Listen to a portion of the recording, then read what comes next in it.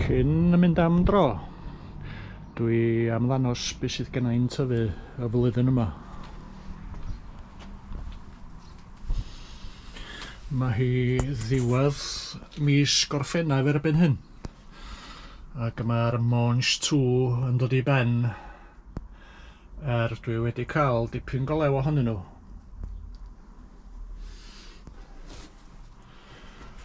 Ac ar y dde yn fan hyn mae'r radish a'r letys ifanc ag aeddfed. Dwi wedi bita dipyn go lew o'r rhain hefyd. Ond ser y sioe ydy y tomatos sydd yn newydd ddechrau cochi. Alicanti ydy'r rhain. A mae yna gnwd da ohonyn nhw. A dwi'n edrych ymlaen i gael eu blasu nhw.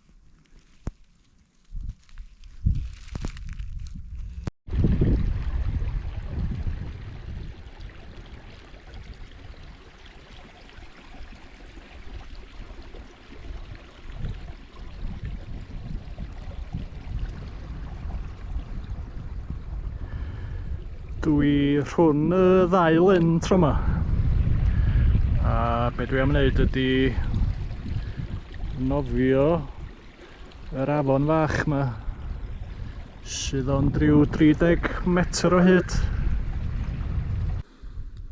Fasach chi ddim yn meddwl bod yna unrhyw beth o ddiddordeb yn yr afon yma, ond disgwyliwch nes byddai'n mynd o dan y dŵr.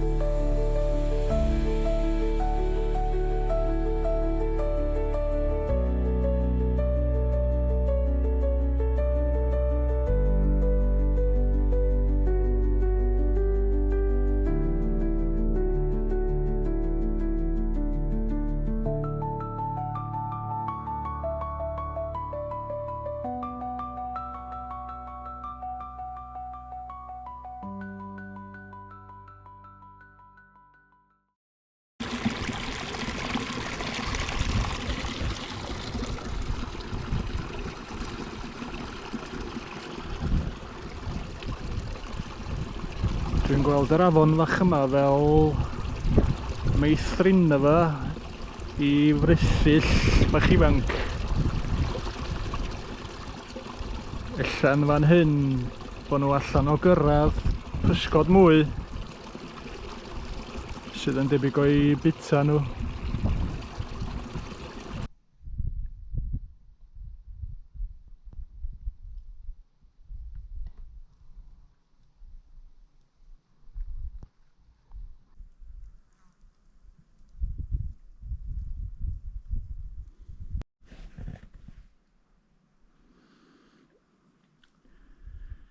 Eisi ymlaen wedyn I nofio dipyn bach ar y llyn yma a dod o hyd I hwn,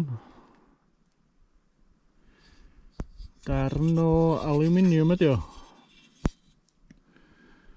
ond mae yna liw khaki iddo fo sydd yn un o'r lliwiau milwrol.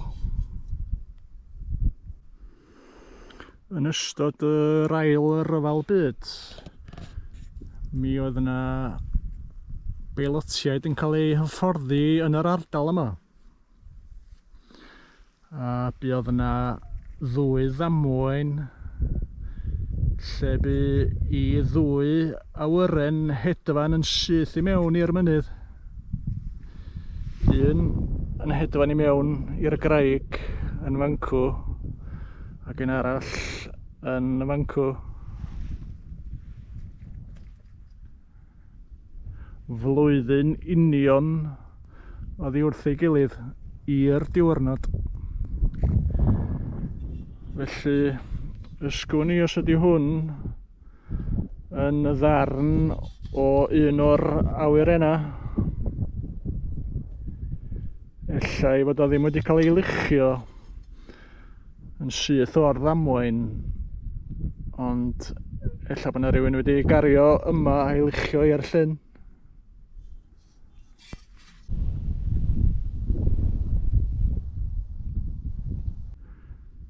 Ella benai ryw dro yn y dyfodol ydi gwneud fideo yn adrodd hanes ddwy ddamwain yma yn Cwm Silyn.